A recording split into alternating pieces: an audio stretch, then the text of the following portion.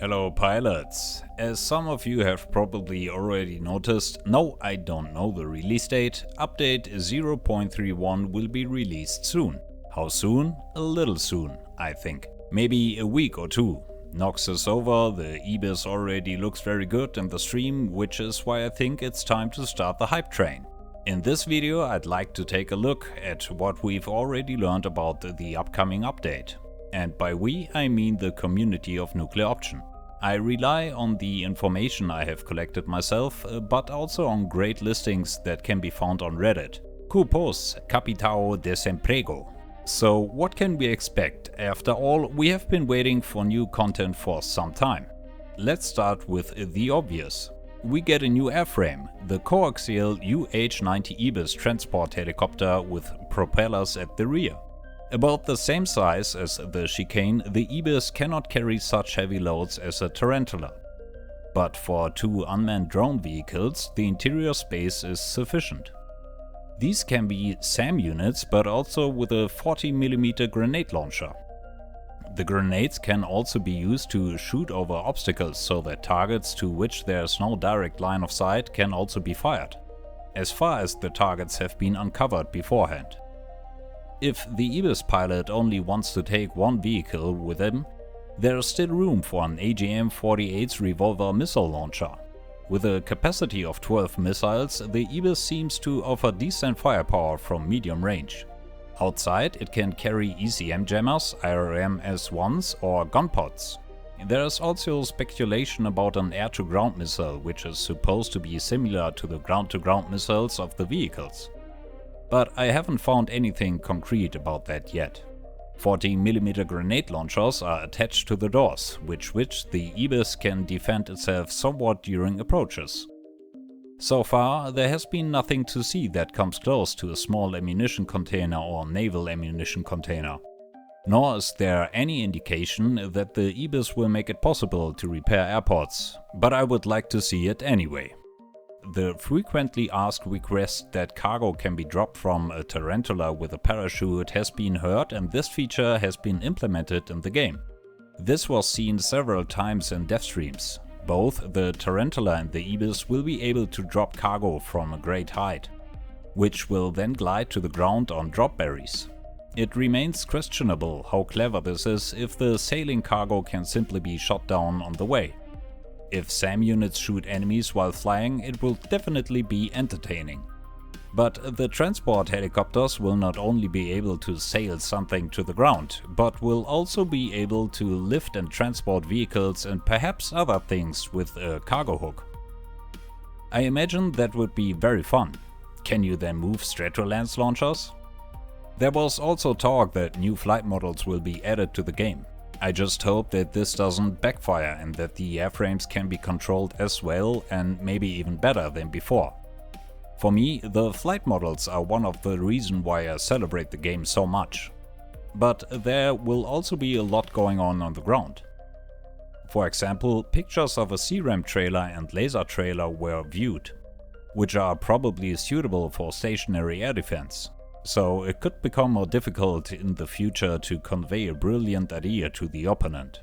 Before I go into new building types that are planned for the update, I would like to address current known bugs, which have caused some resentment. I mention them because it can be assumed that they will be a thing of the past with the upcoming update. Let's start with the current dilemma of fleet navigation. In the future, the Annex-class carrier will again reliably follow orders, as will all other ships. It remains questionable whether OTBs will no longer sail around an entire island to land. But the incomprehensible sinking of ships should also be a thing of the past. Tarantula pilots should use the last few days to use a few ammunition containers for bowling, because their sliding game will soon come to an end. Many pilots wonder what the laser of the Spearhead MBT is all about, and the question is justified because its effectiveness is irrelevant.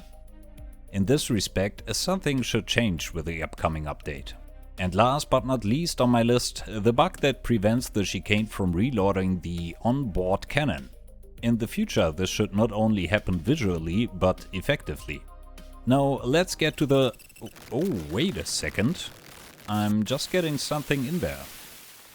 It looks like one of our employees got his hands on a few shots of a Cremea Industries development facility. I would say we'll take a look at them together.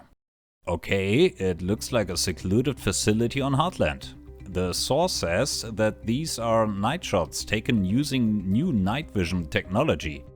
In any case, it looks better than what we currently have in the helmet. There's even a reflection of the moon in the water. Exciting. Now, new structures can be seen. What are these curved elements and what kind of gigantic building is that supposed to be? Whatever Cremea Industries is concerned about, they don't bake small rolls.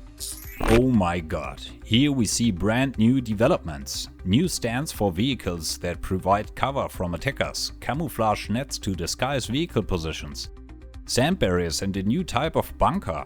Perhaps these are the new ammunition bunkers so that nuclear warheads no longer have to be stored in garages. In the background, in the construction hall, you can even see cranes, as well as a kind of watchtower. A tarantula in all its glory, and what else? There are all these arches that didn't exist before.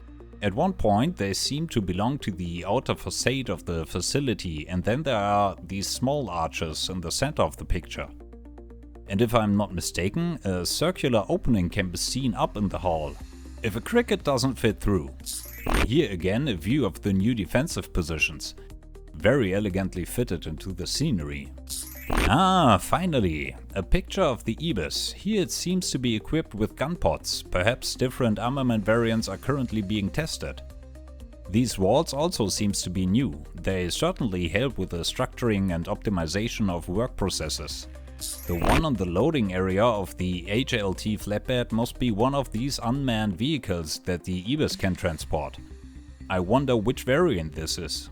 At the top of the picture you can see these arches again. I don't know if they make architectural sense. Direct hit. Here we can see the laser trucks in the picture above, and there is a C-Ram truck next to it. Another one seems to be being carted in. In the third revetment are probably these new unmanned vehicles, and I suspect that the vehicle with a white flat body is the SAM unit. The Ibis below is easy to see that it has missiles equipped. Looks like AGM-48s to me. And finally everything again in the long shot. This all looks quite promising. Whoa, unfortunately no moving pictures, but these are nice insights. In addition, Maris Airport and Agropol Airport have been revised. They now have a more efficient structure and are better equipped for the future. To all mission planners who have placed vehicles at the airports, the height of the ground may have changed in some places. For my part, I can't wait to finally try out version 0.31 of Nuclear Option. I hope you feel the same way, since otherwise too much good will be lost. I will also open the comment function again. I hope we meet in the air. Until then, fly safe.